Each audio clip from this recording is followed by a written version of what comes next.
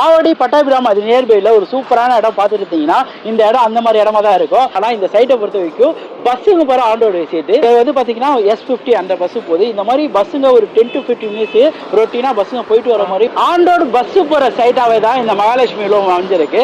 So எல்லாரும் சொல்லுவாங்க bus போற ரூட்டுன்னுவாங்க, இது உண்மையாவே பஸ் போற ரூட் தாங்க. S45 அந்த பஸ் போகுது. இப்படி ஓடுவாங்க ஸ்கூல் பஸ்லாம் வருது.